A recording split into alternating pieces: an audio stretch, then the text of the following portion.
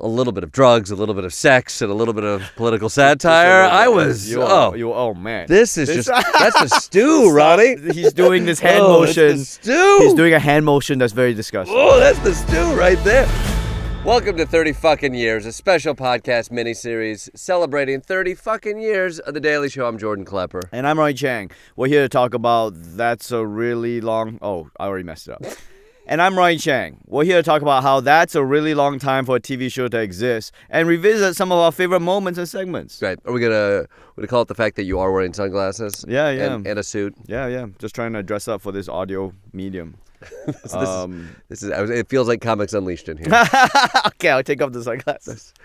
It's cool. It's actually bright. It is bright in here. That's why I was wearing the sunglasses. It is bright. Do you feel cool when you wear sunglasses? I guess. I mean, I guess we all. I don't think that's a bad thing. That's part of what it is. Yeah, it's weird that someone nailed sunglasses, right? The first time they put on sunglasses, they're like, oh, it's functional and it just makes everything cool. Yeah. So I don't know. Have we ever reached a point where it's uncool to wear sunglasses, or it's not that it's always a cool thing to have sunglasses on, but it feels like at some point sunglasses became equated with like a cool aesthetic, and then people are like, you're trying to be cool. But I don't know if we ever reached a point where putting on sunglasses made you not cool.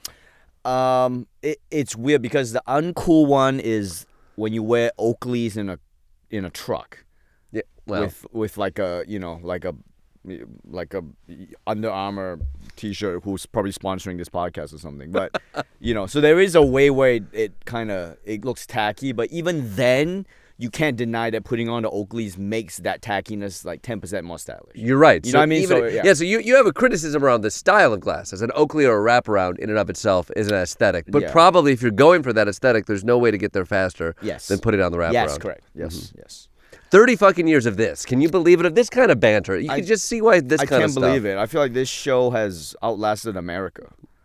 We've outlasted quite a few things. Hey, we totally have. Well, what's the longest one? Meet the Press is the longest running TV show, right? Yeah, I think Meet the Press is up there. Well, up there. We are up there. We're up there. I'm gonna take full credit. 30 years. That's a long ass time. It is. No show has ever lasted that long. And also, we're also a show that's like a current affairs show, kind of, political satire. So I do feel like there's always a place for political satire, though, don't you think?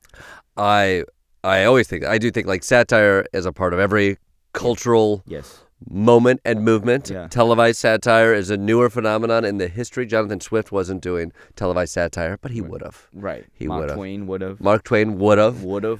Yeah. Gore Vidal. He would have been all over. He would have been. I mean, he popped up on talk shows, but if you gave that guy a wig and a chance to play a character, I think Gore Vidal would have been all over it. Right, and I always felt that if America couldn't do a daily political satire show, nobody can do it.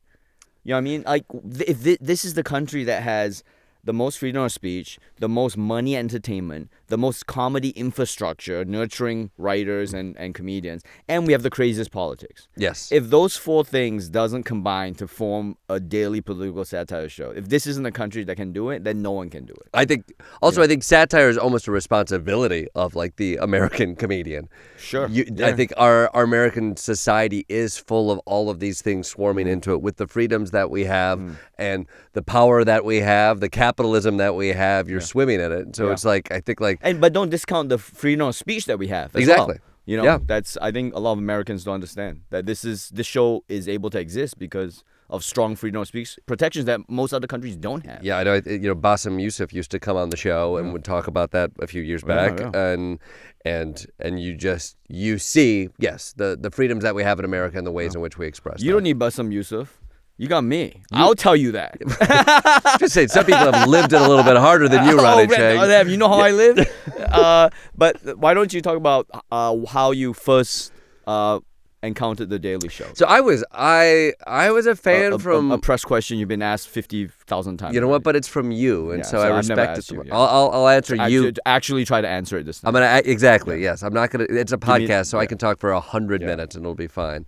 Well, I was a fan really early on. So like Craig Kilborn, I was a huge fan of Craig Kilborn on SportsCenter. I would wake Right. up in the morning. I would watch Sports Center before going to school Right. because that gave you things to talk about at school. And sorry to interrupt, but people don't understand. Sports Center back in the day was like almost a must-watch thing. You know, people don't remember now because we have people showing the armpit hair on Sports Center in wife beaters and shorts. But it used to be a must-watch thing. It totally very was. culturally relevant. It was very Sorry, culturally relevant, and at the time, it makes me feel so old, but we're talking 30 years here. At the time, I don't have internet. There is no internet. There's no. You don't know where the centerpiece of conversation exists, and especially as a high schooler at the time, where I wanted to see what was happening.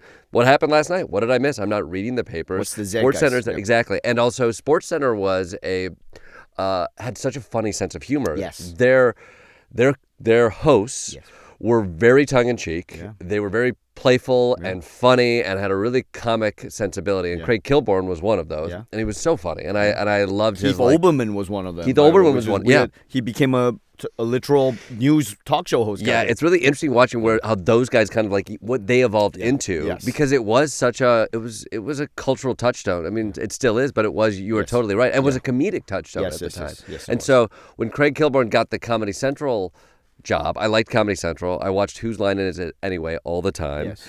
And I remember being like, oh, this is funny. And it felt youthful, funny. He had 5 questions. He had an attitude to him that felt like MTV adjacent. Yeah. And so I was a fan. And then when John took over, I remember like in college watching The Daily Show. And that was, I hate to say that's where we got our news.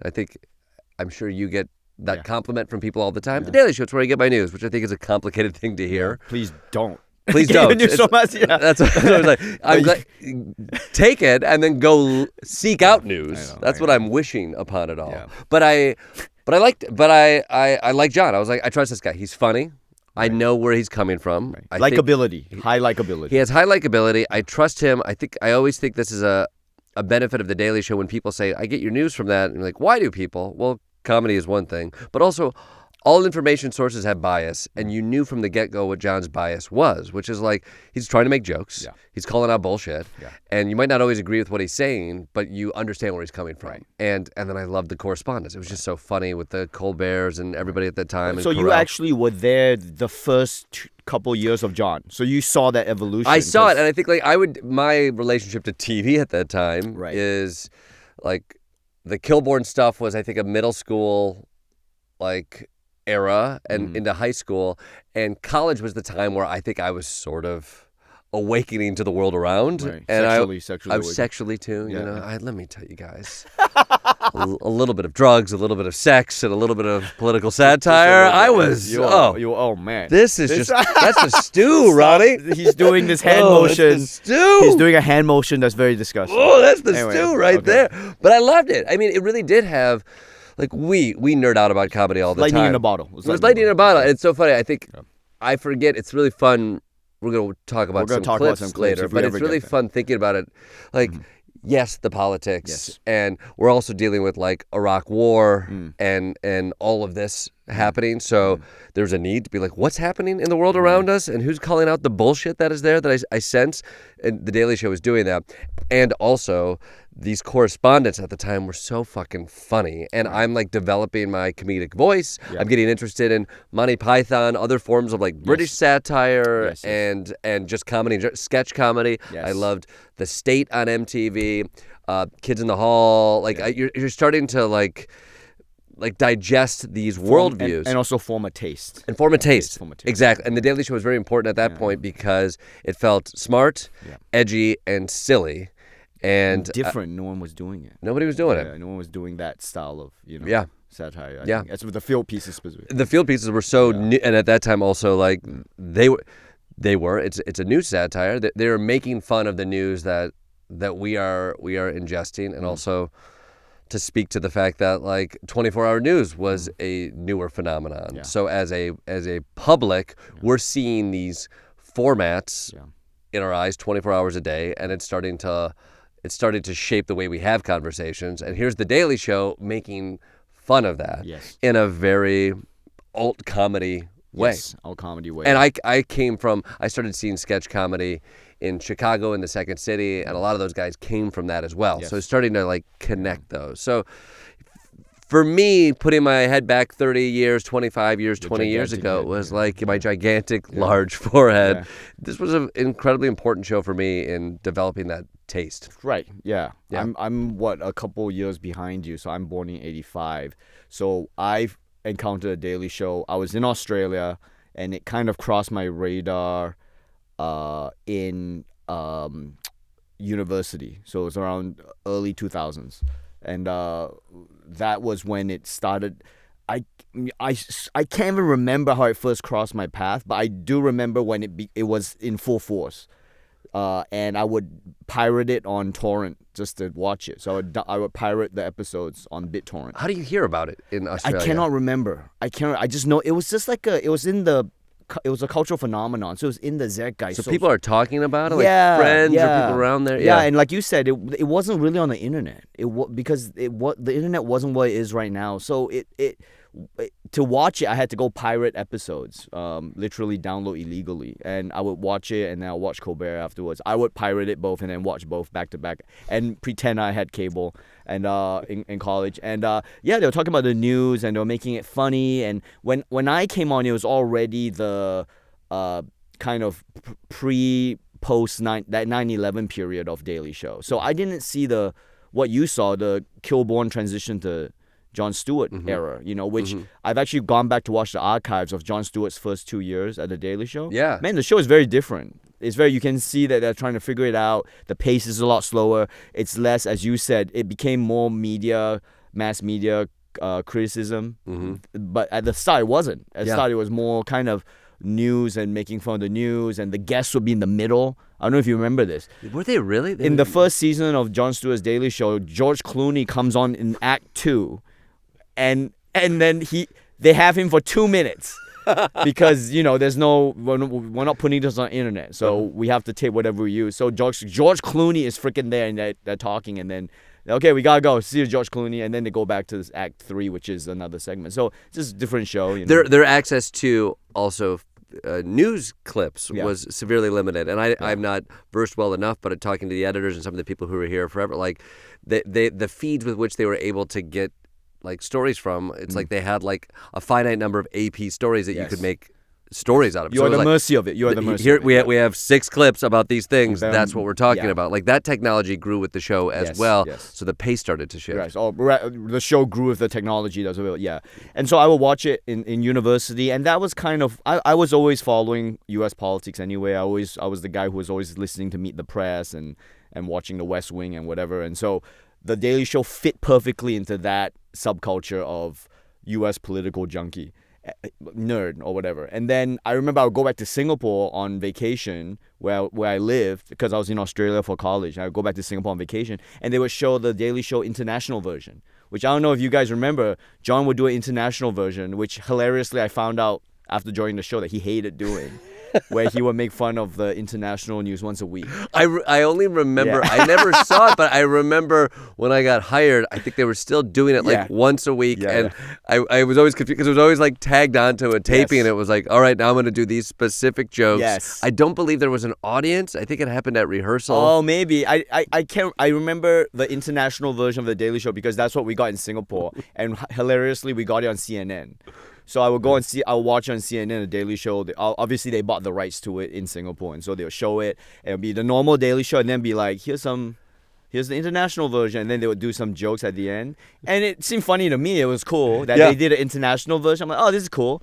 And then, after joining the show, the executive producer was like, oh, John hated doing those. It's so annoying. It had to finish. I was like, oh, but I'm just here to tell the executive producers that the international version was worth it, because I liked it, and a lot of people outside America did like it. So, Well, how was it in joining the show? Yeah. After having this experience of it and expectation of it, like what was different when you suddenly got dropped into being an employee of the Daily Show? No, nothing was different. I thought, you guys don't understand. It's a dream to work on these kind of comedy institutions if you are an American aspiring comedian. When you're not American, it's like beyond a dream. It's like impossible. It's like you might as well go to another galaxy, like how can you ever hope to be on SNL or Daily Show or Letterman or any? It's like impossible, So when I got hired, I was like, I couldn't believe it. It was like beyond a dream coming true. And I was so excited to work at the show and just pour everything I had into it. I was so thrilled and when I was here, it was exactly what I thought it was, in the sense that it was the highest level possible of whatever you want to call this. It was everyone. As soon as I joined the show, it became very clear everyone is great at their job. They've been doing it a long time. You don't want to be the weakest link, and you're the dumbest guy in the room most of the time. And everyone is at the top of their game, whether it's the comics, the writers, the producers, the crew, everybody. And so in that sense, it was exactly what I thought it would be, right? The hardest thing. Yeah. In a good way. But also surprisingly collegiate. I think I was very surprised at how collegiate it was as well. What do you mean by collegiate? It was like, despite maintaining a high standards and level of performance required, it was, man, I mean, no assholes, no asshole policy. I think like everyone's very supportive. Like that correspondence, like people don't know, like we pitch for each other gladly. When I came, I was like, pitching, please take it. If you take this idea, we weren't hoarding ideas. I don't think we were cutthroat. No one was cutthroat to me, other than Hassan Minaj, who's a piece of shit. But he is. Other than him, everyone else was super cool. Everyone was super cool and friendly and like encouraging. Like, again, I don't want to skip ahead here. Remember that you gave me the stupid chain letter. Passed down from correspondent to correspondent, like the presidents. When presidents leave the Oval Office, the previous president writes down some notes. There was. He gave me these tips, and it was super useful. Colbert wrote down tips for correspondence, and then sort of got passed from a chain person letter. to person. Now there's a little chain. Now if we don't send it on, we die in 30 days or something. Oh shit! I got. Did Troy get it? I hope Troy got it. I sent it to Troy, but how did you feel when you joined? I mean, that is because again, the context is. You developed your taste on the show. You loved it. You were a fan of the show, huge fan, and you were I mean, not totally dissimilar from yours in that I got to work on this show after doing comedy for almost 15 years. So like failing a bunch, getting close, and dreaming of getting that break. And in this comedy world, there's only a few places that are true comedy institutions. Yeah. I think like performative-wise, SNL and Daily Show are kind of the only ones that have been going for an amount of time. That is an American comedy institution. Yes. And there are other things that I enjoyed and loved, and you're pitching, hoping for sketch shows or writing jobs and what have you. And so to get it was a dream come true. Yeah. And I had so many expectations about this place. What was the... Well, I mean, I would say like I felt very lucky in that it seems cocky to say, but I felt ready for it. Sure. It was very overwhelming, but I came up in the Second City, and what was interesting about the Second City, like, which was the sketch comedy it's sort of an institution. It's a sketch comedy and improv institution in Chicago that a lot of people came from. Bill Murray, Tina Fey, Stephen Colbert, Steve Carell. And so I toured with the Second City, and there were a couple years where I'm literally watching old.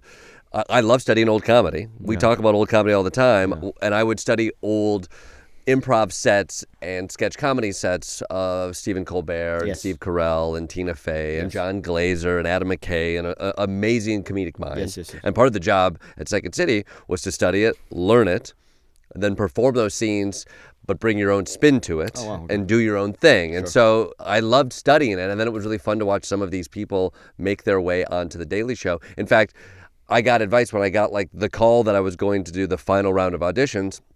One of my old coaches in Chicago was Dan Bacadal, who was a previous correspondent. Previous correspondent at The Daily Show, who was a legend in the improv world, such a funny, smart guy. And I called him and was like, any advice? I'm going in to frickin' meet Jon Stewart and to try to do this. I think the advice he gave me, whether it was right or not, was like, if you're this far, you've already, I don't know if he said you've already got it, but essentially you've already done the thing to get this far. So like, believe in yourself. And to me, that's half of the notes that I need to get. Right. I had a similar situation with John, and when I got the opposition to do my own show, was essentially a version of like believe in yourself. Believe in your fucking self. It's like a parental situation. Right. They're like, you know what your problem is right now? You're overthinking it. Enjoy it and trust yourself, because that moment of self-doubt is the thing that you're like, I can't be part of this big thing. And then when you come in here, yes, I think what I was surprised by and inspired by was the workmanlike element of The Daily Show. Is I went on that show that night, and that day still lives in my head. Yes. And immediately, like in my dreams, my friends who got SNL, like when they finish their first week of SNL, you go out to a party and Paul McCartney's there, and everybody has martinis. And it's like, and oh my God, Prince is doing an impromptu show. We made it. Someone throws money at you. And then you take it. At The Daily Show, you go home and you prep for the next day. You don't celebrate it. You got to make a ton of these shows. It's very Buddhist in a good way. It is. It's very Buddhist. That's what I loved. It was like, oh, this was such a big day for me, and I loved it so much, and I was so in awe of people. But you have to get over the awe. I gotta do a scene with Jon Stewart the next day, and I can't sit back and think like he just has the best ideas. Let me listen. I will listen respectfully, but I also need to bring ideas. And I also need to work tomorrow, and I need to read the paper. And if you feel like the dumb guy in the room, you got to become the smarter guy in the room. And I think that's what I quickly grew to love about this place. Yeah, it's the best. It's truly the best. So let's get into some of these old clips. I think one of the strengths of The Daily Show right now, I think, is the back catalog is truly amazing. I wish we could make it available, but again, I guess that's something we're not supposed to talk about. But the archive is great, and we're going to talk about field pieces right now. And I think it's kind of funny that this incarnation of The Daily Show, the current version of it, people watch it on their stupid phones while taking a shit. And I think there's people who don't even know that we do field pieces. Yes. Do you feel that? I think we put in so much goddamn effort into this. You risk your life. I put my life on the line. Well, no, it is. The field pieces were very much a part of, I mean, they still very much are, of what the linear show is. And to add dynamism to it, it's satirizing a part of the news anyway. Right. But you are right. Like, I go out in the field, and sometimes people, I mean, I do those man on the streets, and so a lot of times people are like, oh, you're the man on the street guy. And I'm like, yeah, I'm also the fucking co-host guy. I co-host Tuesday through Thursdays. Right. You're different because you have you've built a great reputation at the MAGA rally. So you take the cameras outside the studio. People kind of associate you outside the studio a little bit. That's true. Bit. Yes. But for me, none of my field pieces have ever been a revolution. So people don't even know I do this stuff. They're just like, oh, Daily Show is you at the desk. And even then, you're not hosting. You are just the guy who, Jon Stewart over here, but you are here.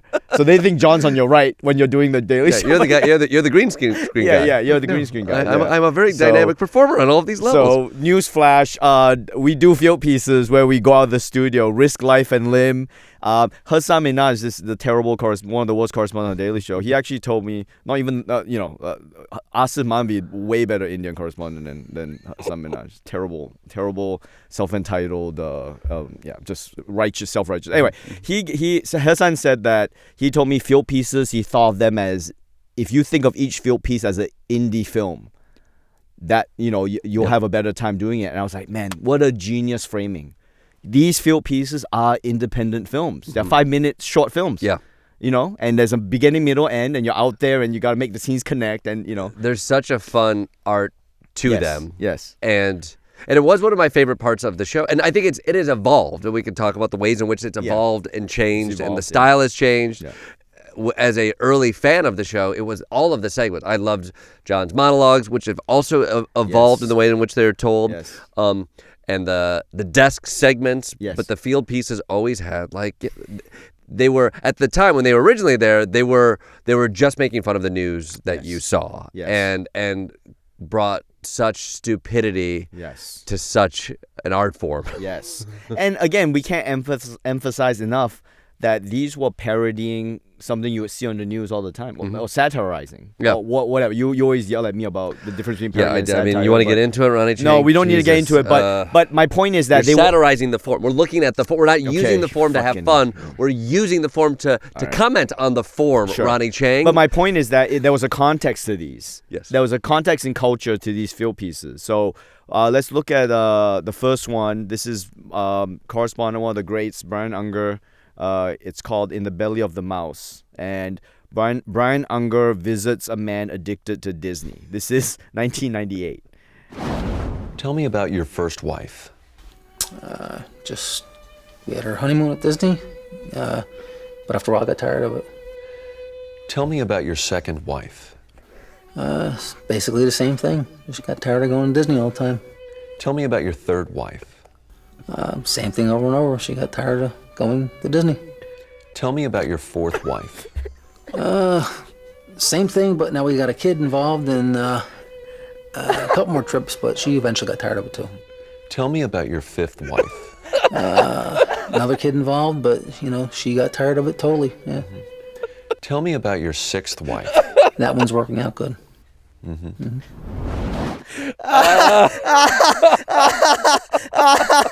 And that's all. That's a real human. You know what I mean? That's not an actor. No.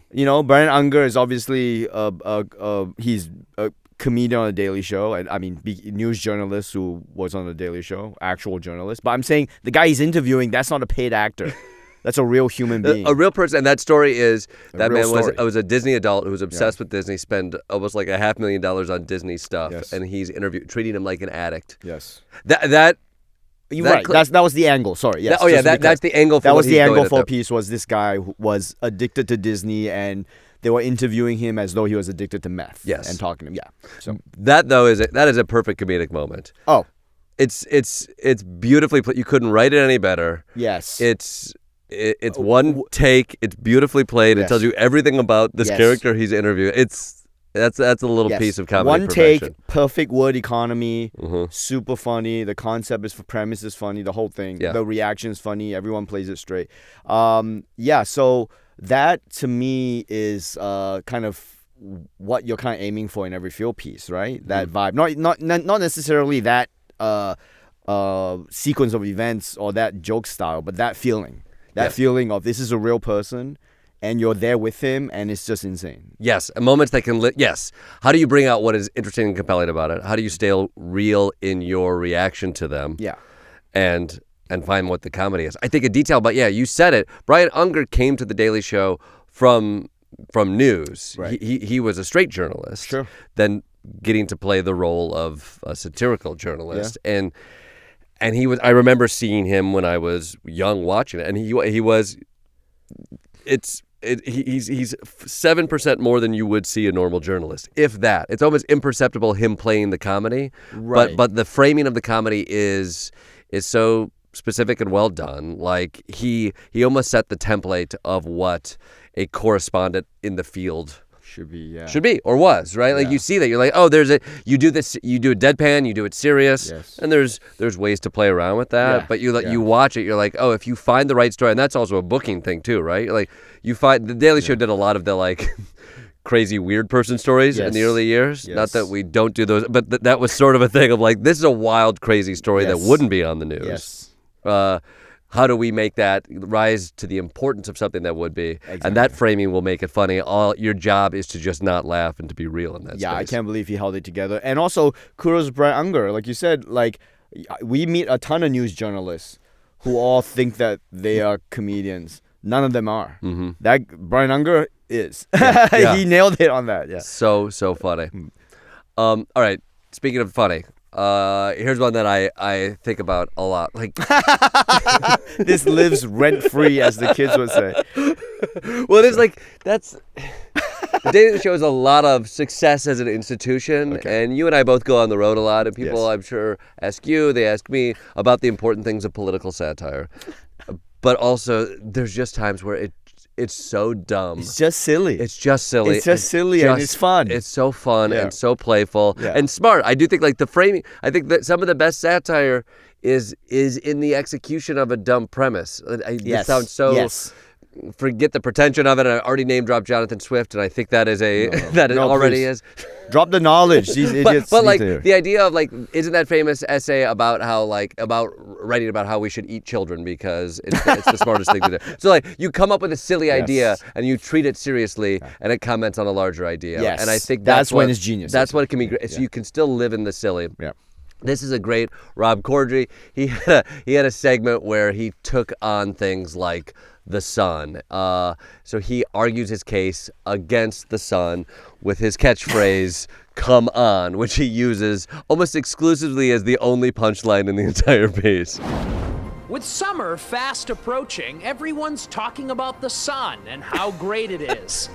But do we really need the sun? I mean, come on. If you believe the media, the sun is a happy breakfast friend or a disembodied baby head. And scientists would tell you it has more practical uses. I spoke to NASA employee and sun apologist Dr. Ronald Miller. Sun apologist.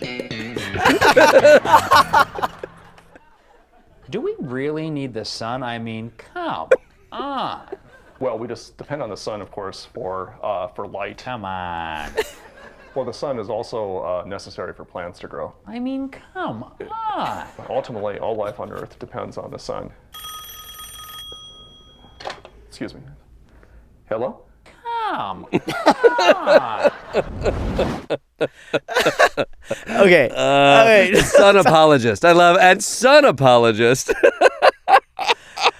Okay, so just in that short clip, first of all, I believe he's using the park that we still use to this day. Right off the bat. To film all of our stand-ups for field pieces. For 30 years now, we've been using this goddamn park. That park is the background of so many field pieces. So much American satire has been started in that fucking park. It's such a type, right? Like Rob Corddry, like it's such a eye-roll journalist attitude that is just extended throughout. Sure. And it's just like rapid-fire dumb bits Right. for it. Like I love the Seinfeld The reference. Seinfeld reference out of nowhere. Out of nowhere, he walks into that. It's just like let's make the dumb, silly, Yes. absurdist thing. Yes. right. And also, I mean, I guess the broader message of that field piece is parodying dumb people who are literally arguing about things that should not be argued about. Yes. In this case, the sun, which would be a placeholder for measles vaccine or whatever, Yes. right? But the way they do this field piece is like it's almost apolitical. You know, there's a layer to it, but you could just watch it as a dumb. If you are stupid and you watch that, you would still be like, oh yeah, that's funny. Yeah, this You know? became almost the tenor of what like the Onion Yes. perspective was a little bit later. Yes. Which I think you are right, which at the time too, and as cable news became bigger and bigger, there's always been outrage and clickbait before there were clicks, but there was just bait, I suppose. Mm-hmm. But the idea of people just taking that super aggressive anti-angle was percolating in the news as it has become overwrought with that now. And it's like, that was part of a series as well of like things that Rob took on that were ludicrous to take on. Right. And I think what's cool about that from a production point of view is that there's no obvious bad guy. I think he's satirizing like I said, the idea of being anti-science. But there's no obvious bad guy that I can see. Well, and that became an interesting thing with field pieces too, where traditional Daily Show field pieces in the old days, you'd get the guy who you would take the ironic take of something. You ironically agree with some horrible. So a guy with maybe a horrible point of view, and then yeah. you find somebody who maybe has a more honorable point of view, and you bounce them back off one another. And sometimes you don't book the person who's been saying that wild stuff. You just have the guy who's saying the sane stuff, and then it's on you as a correspondent to embody that crazy thing and play around with it, which is always fun. Although it's really hard to. I would say it's always hard to build tension if you just have the righteous person. Yes. So you have to find ways to just be funny. Use your comedy tool belt. And also, I mean, just to be clear, people, again, when we have whoever we get, whether we get an outrageous point of view or sane point of view, all these people want to be on it. Yes. We are literally giving them a platform and making sure that we don't take them out of context. You know what I mean? We're not cutting them to make them look bad. This is the actual point of view. Like this sun apologist wanted to be on. This asshole wanted to talk about how great the sun is. So we're like, all right. Well, stand by your words. So this next piece is very modern Daily Show. So we've jumped ahead here. We should say the last one was from 2003, I think. Wow. This one's from 2018. So this is almost 15-year gap. This is Michael Costa.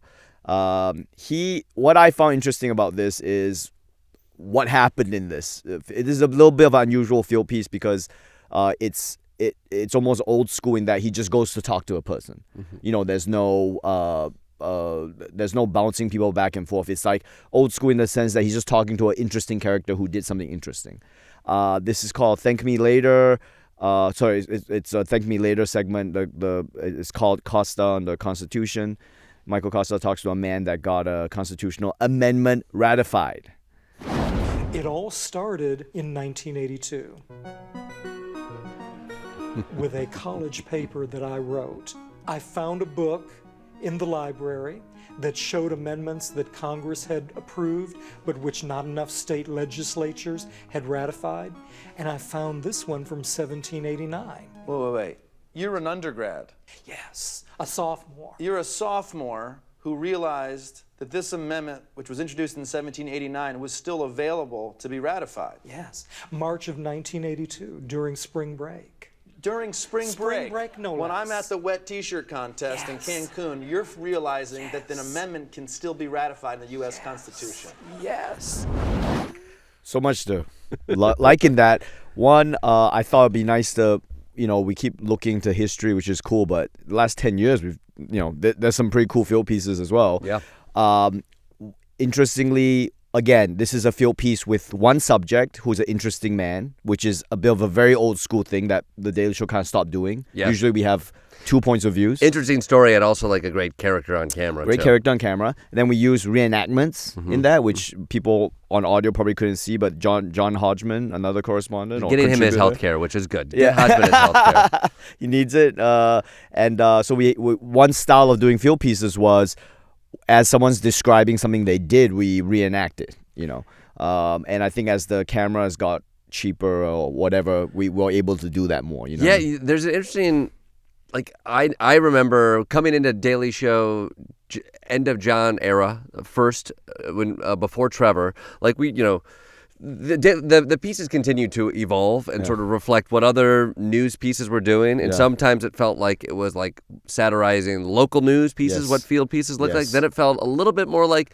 cable news or like Dateline. Yes. And I will say, I when Trevor came on, I think Trevor was interested in a much more modern look. Yes. I'm going to take some credit and point that credit to like Joel Sadler. Yes. I did a special in between where we wanted to do a big long special, and Vice was really bubbling up too. And Joel Sadler is a great DP who works for the show. Worked over at Vice, and Todd Bieber, who helped produce that as well, was just like, hey, we want to up what these things look like, and things aren't looking like old news stuff right now. Everybody's loving what Vice looks like. It feels gritty, it feels authentic, and that quickly became sort of the style of the moment in many different places. And Trevor was really excited about like I think loosening up the format of field pieces as a straight satire on the way news is told. Which has its place, I think, but I do think we've perhaps exhausted it. And I think it was like, let's use this as a storytelling device. What is an interesting way of doing it? And like you watch that, it's like, it's beautiful. It looks like a little film. I don't think The Daily Show was that interested in making little films before. Yeah. I think they were interested in bits, satire, and also just like, what is the quickest way to do this format? So you get your walk and talk with the person you're interviewing, and you talking there. You get a shot of them working on the computer, and then you guys do 2 sit-down interviews, and that's the piece. Yeah. And now it's like, oh, there's better ways to tell this. Yes. And again, so there's some kind of reinventing how we do these field pieces with reenactments, and like you said, the Vice thing was huge. Vice in 2015, people don't remember that now. But Vice was big, man. Vice became as big as MTV was at a point.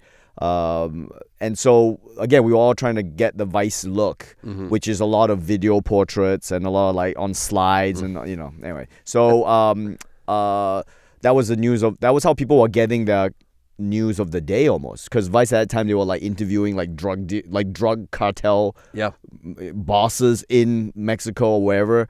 And so it felt dangerous and like real and gritty, and so we were trying to like make fun of that. Yeah, it's almost an interesting thing to track, where it's like at first local news felt self-serious Yes. and you're making fun of it, and then Vice felt like trying to be so gritty and dangerous, so you'd throw that on a silly story and like you're making fun of like the self-seriousness in that sense. Exactly. Yeah, but it's a good example of us responding to the zeitgeist. And the other thing about this Constitution piece I found interesting was like, again, I think that comedy is our guiding north star. Well, that's what we're trying to do.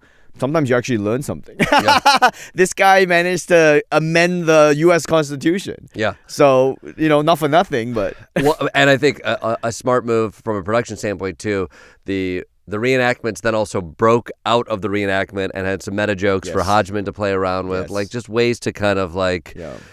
Yeah, to get away from the teaching and get into like the internal comedy stuff was great. Yeah, it's crazy that this one guy managed to amend the U.S. Constitution. So, very funny. All right, I want to throw to one of my favorite segments watching growing up. I say growing up. I was in college. Was I grown? When did you stop growing up? No. I was still in the process. Now you've stopped. Yes. Okay, now it is it. I'm falling apart. You're falling apart, yes. My body is totally falling apart. But that's okay. Don't worry about me. All right? I've had a good run. There's you didn't even do anything to fall apart. You just I didn't run. You didn't do anything.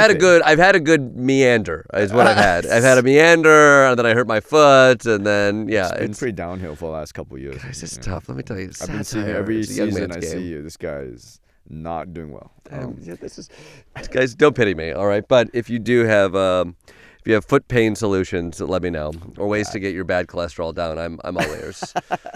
There was a great segment on the show called Even Stevens back in the day, which, if you don't know, early correspondents on the show, Steve Carell, Stephen Colbert, had a segment where they were, essentially it was like a crossfire parody. It was two antagonistic sides about one big topic.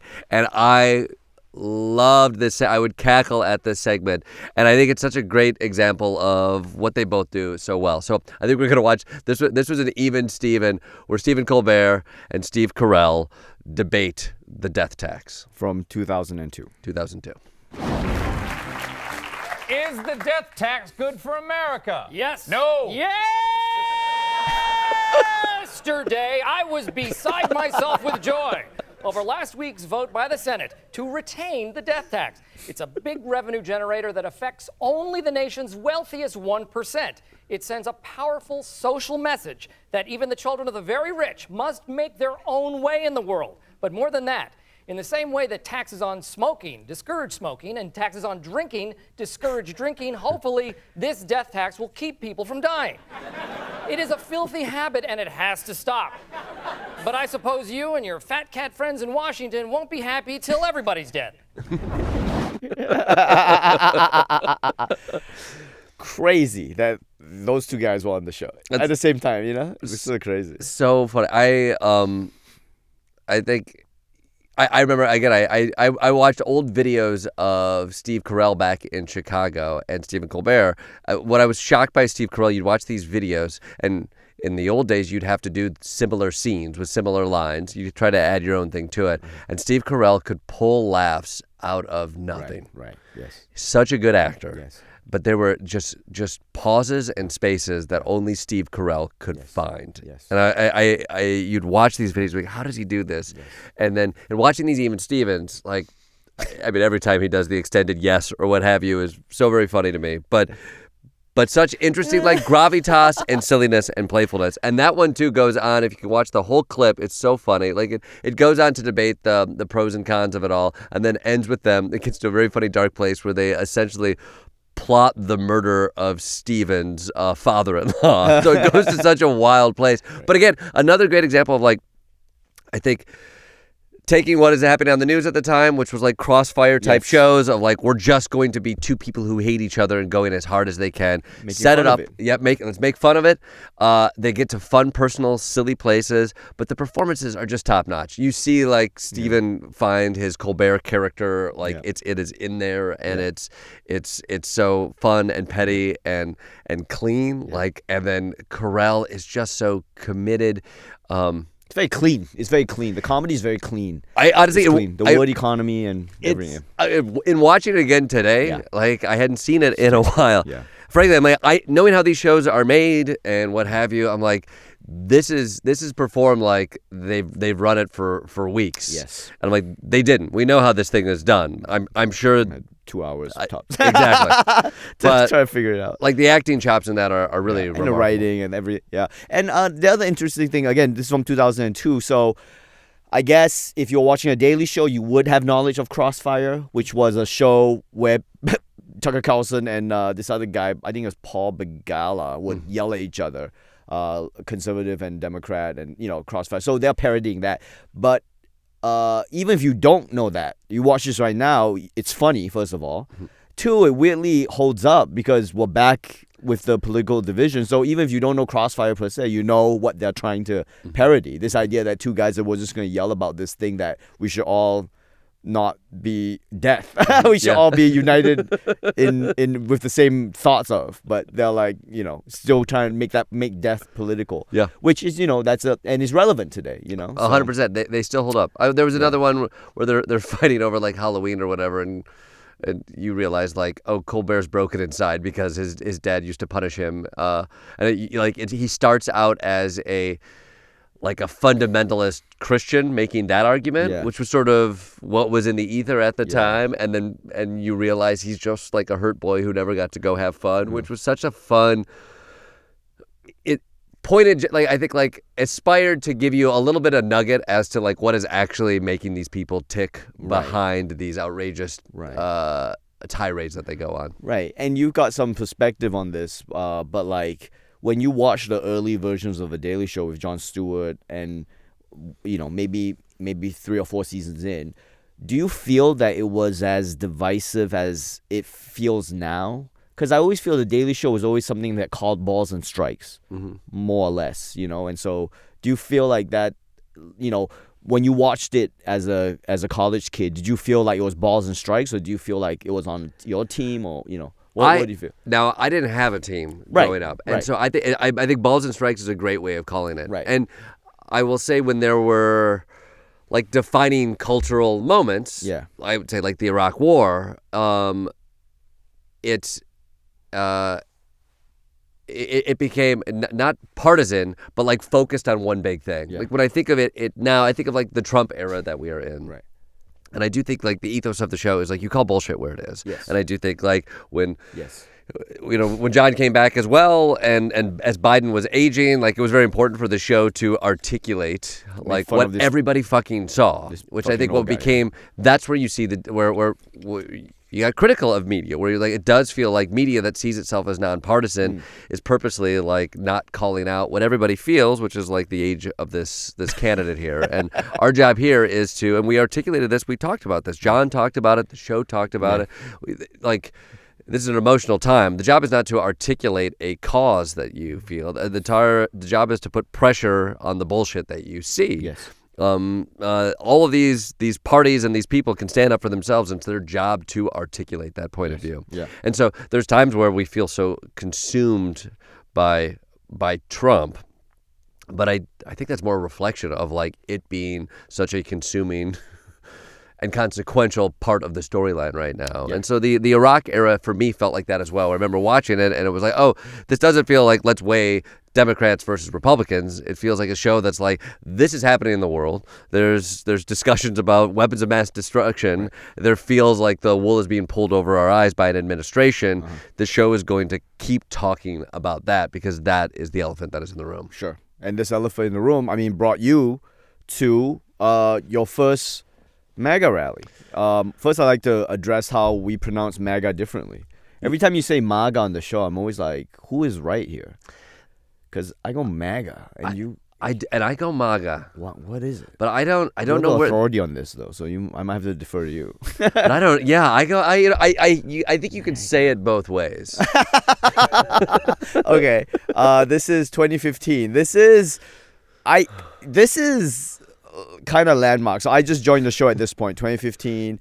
You were there for a while, and you were, this improv genius, and so they sent you out to go and die, basically.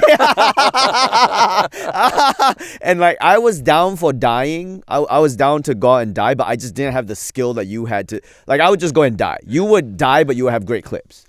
Die, but with clips. Die with clips. That's the job. You would physically die, but you would come back with some good footage. They would just murder me, and we would have like a nothing to show for it. So this is you, Klepper's first MAGA rally in 2015. Regardless, I had to see Trump up close, so I headed to one of his rallies and got to hear from some die-hard trumpeters. I think he's the only candidate on the Republican side who's actually going to build a wall. And who's going to make him pay for it? He's going to make China. And people say, oh, you can't make China pay for it. You know what? That's a bunch of horse crap. It's pretty easy to make China pay for it. China will be paying for the wall. Shouldn't Mexico pay for the wall? Oh, Mexico, sorry. Either way. It doesn't matter. One of those countries is paying for that wall. One of those countries is paying for that wall. Donald Trump is inaugurated. He becomes president of the United States. What's behind that curtain? Defeation of ISIS.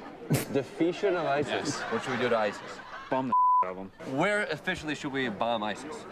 Probably like Israel area, but not necessarily there, but around the area. I think he's going to help with the ISIS. What's he going to do with the ISIS? He can't tell us right now. If he tells everybody, then the next thing you know, somebody else is going to copy what he says. Wow. Do you remember this? I do remember that. It's funny. It's funny rewatching it. Yeah, there's a. It's a snowstorm, first of all, for people who can't see the video. He's in a freaking blizzard. I remember that. I mean, usually what you remember first is it's not the people, it is the weather. It's the weather, and yes. the weather is always, God is always punishing you if you're at a Trump rally. And you went there and you talked to these guys. And honestly, this was in 2015, over like 11 years ago. It might as well have been yesterday. You know what is funny about that clip is I do think you are right. It might as well be. I'm surprised at even hearing people talk and the things that's like the cadence is there. Yeah. Also the like they're always searching for a way in which to articulate Trump's inarticulate worldview and like the defeation of ISIS and not knowing where to bomb and stuff like that. It's like, oh yeah, if we talk about Iran and all that and tariffs, it's like there's still like there's a haziness about the specifics. The specifics. Yeah. But I think the tenor of that piece, if you watch it, is it. And I think what we thought is like this is an aberration. This was Trump, if I'm remembering correctly, before he was the official candidate. Yes, correct. And I think he was doing well in the primaries, but I think there was still an assumption that this might be done. Right. And so the beginning of that clip also had, I went and talked to somebody at Coney Island about like this being like P.T. Barnum's, it being a show. So let's see what the show is. Like, that it was novel, that this was a show. Let's see what the show looks like before it closes down. Right. And it's 11 years now, and I think I go upstairs and I'm going to have to plan out the next show that I'm going to. It went very strong. P.T. Barnum took over. But I know you mean it. The vibe going in was like, this is goofy. This is just a goofy, silly thing that, and... I mean, did you get a sense when you were attending this that, one, it was stronger than you thought, and two, that this would probably define the rest of your life?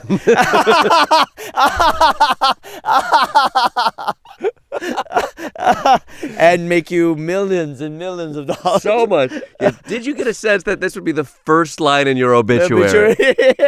When you were there, did you come back with like, oh, this is more real than we think? I'd like to say yes, and maybe I'm sugarcoating it. I've had a hard time of understanding scope with the MAGA thing. Sure. Like, perspective is hard. What I knew is that people cared and there was excitement here. It was hard to tell, like, is it just the 500 people are here to see the shit show? Yes. And at the time, it felt like that because all of the politicians, all the pundits are like, this is not what America does. Sometimes there's these wild candidates who are there. There's the Ross Perot, who everybody pays attention to, but nobody actually votes for this person. So that was in my head, and I didn't know any better. Sure. I could tell that people were excited about him. He was funny. All of the news paid attention to him. I think about our first Daily Show. When Donald Trump announced his candidacy, it was a John show. Yes. And the whip chat was me, Hassan, and Jess on a whip chat, and I believe the joke was Donald Trump is running for president, and we all were so excited about the comedic potential of it that we were coming in our pants. Yeah. Yeah, I remember that. I do remember that. Yes. So I think that was really like, this is so comedically funny and ridiculous. That's our take. I think the sentiment was, by most American logic, this is not a sustainable path. Yeah. But I saw energy. There was excitement, and it was fun. But to me, we were still framing it like it was sideshow, impossibility, like goofy. I think that's what it was. This is a sideshow. Yeah. This is a freak show, and the reality is, oh no, this is the circus, and this is the big show. Yeah, yeah. Oh, so I wanted to. A clip I wanted to show was this great clip of John Oliver covering this field piece. guns in Australia. Gold standard. It really is. I think when I came in here, let's show a little clip from John Oliver. He went all the way to Australia. I think he did like a three field pieces on like gun reform in Australia, comparing it to what we were doing here in America. It was 2013. What if, hypothetically speaking, what if gun control could work? Which obviously it can't, so we know that it won't, so that's not a problem. But what if it could, due to that time that it did? Okay, when was that? Australia. Yes, Australia. In 1996, a Conservative Prime Minister, John Howard, instituted sweeping gun control laws following a mass shooting that shocked the nation. So should we be learning from this effective example? Of course not. I guess if we're going to go to Planet X and say it's not the United States, it's some other planet, different people, different everything, I don't know. Yeah, you know, but in the real world with human beings, it's not going to work, and gun control isn't going to work. Unfortunately, not only is Australia actually in the real world, even their animals can holster weapons. I think Payon did this one. I think. Did Payon? I think Payon. I can't remember, but yeah, great field piece. Please, I don't even take away from you. You're the one who picked this. Well, one. I highlighted it because it was a great field piece. Killer. Covered a big important topic in a very smart John Oliver way. Went to Australia. It's always fun when you can go overseas to get that perspective and bring it back and bounce off of it.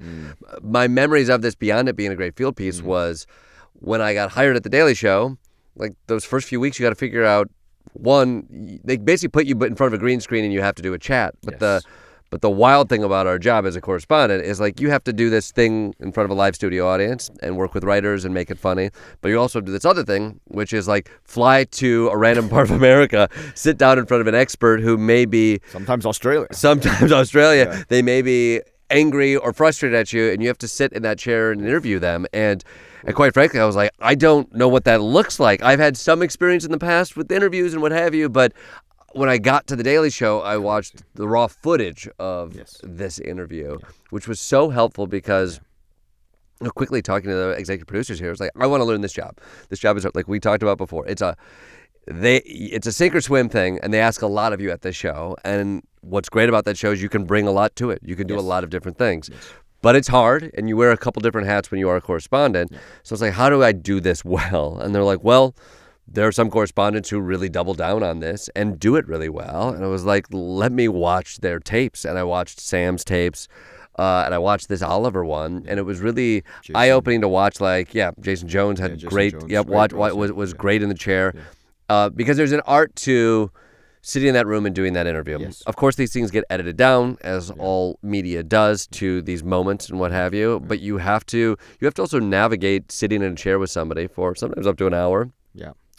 Walking through questions that might poke and prod them, try to land jokes, but also try to open them up so they are revealing in interesting ways. And so this piece was it was like watching a masterclass of somebody who knew how to articulate an argument, be funny, and open somebody else up to reveal themselves. Yes, totally. Could not agree more that this is such a gold standard for a modern, at that time, what the Daily Show field piece should be. Because it was satirical, it was funny, it was pointed. There was a great point to it. And watching the raw tape is actually very interesting because that's something that no human actually will get to see other than us. Because again, when we join the show, we want to do a good job. One of the biggest strengths of the Daily Show that people don't understand is the institutional knowledge here. that's why this show can't be easily replicated, because there's so much institutional knowledge from the editors to the EPs to producers to the library of footage. And so when you first join, you want to tap into the institutional knowledge. You want to get up to speed. So we watch these tapes. And what was great about this was he went there. It's so simple, so clean. What a clean idea. Guns are bad, but we can't solve the problem. Where have they ever solved this problem? Australia. And then he goes to Australia. And again, I just came from Australia when I joined the show. I lived there for 10 years. So being like, oh man, we got to go back to Australia. No, I came here to get out of Australia. But then seeing him do this field piece, the framing was clever. It became 3 parts, which never happens. Right, it's a rarity. We never do 3 parts. Every time we do a field piece, it goes over time. We're like, it's a 2-parter. And we never get the 2-parter. They're never like, you're making it 4 minutes. Yeah, you're like, maybe this is an 8-minute piece. Yeah, it's always a 6-minute piece. It's 6 probably minutes, a 5. Yeah, probably 5. So the fact that this got 3 legitimate parts is very rare, and all 3 were great segments. And again, he talks to the people who are very pro guns in that, then he talks to the people who got rid of the guns in Australia who are conservative, and yeah, it was great writing, great structure, everything. I don't even know how to. And not that, this show has done thousands of field pieces, so not that this is the only good one, obviously, and there's been examples I'm sure John Oliver built off of as well, in terms of, politically relevant and super funny, so there's a whole bunch of these. This one, I think, really does stand out. I think this won an Emmy. Did it really? Yeah, I think that everyone involved in this won an Emmy. So it's so fun to dip back into these archives. Yeah, it's just, we've had to. It's curious, even while we've been here, you come and you start doing these field pieces, and I think the style of these field pieces shifted and evolved. And sometimes we do some old school ones that are 2 people bouncing back and forth, but our audiences have gotten savvier. And you have to be able to distill some of these things down to sketch. Now, sketch, I think Trevor brought sketch into the world. Yeah. He was very interested in that. And so, that became a format that we could play around in as well. Then we've introduced sketch elements to some of these field pieces as well, or some things that just become quick. Social media has now taken over elements of that. So it's been fun to see in these old pieces what become the gems or the seeds that germinate into some of the things we're doing now. Absolutely. And just like all great comedy, a lot of this holds up, despite it being literally the daily news of the day. Couldn't be more of a time-stamped, but they still hold up. And like a lot of comedy, also there's a lot of stuff out there that does not hold up. Oh yeah, and that is why you will never view the entire archive. Exactly, the archive is there, and there's a lot of great stuff in it. We don't want to get in trouble, so you'll never. Some of this stuff you'll never see. Yeah, guys, 30 years of shows. There's a lot of great shows out there. You could say anything 30 years ago. Yeah. So there's some stuff that you'll never see. Sorry. Never see. Sorry. All right, that's all the time we have. Thank you for joining us.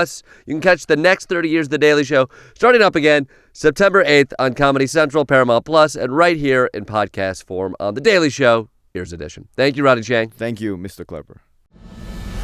Explore more shows from The Daily Show podcast universe by searching The Daily Show wherever you get your podcasts. Watch The Daily Show weeknights at 11, 10 Central on Comedy Central, and stream full episodes anytime on Paramount Plus. This has been a Comedy Central podcast.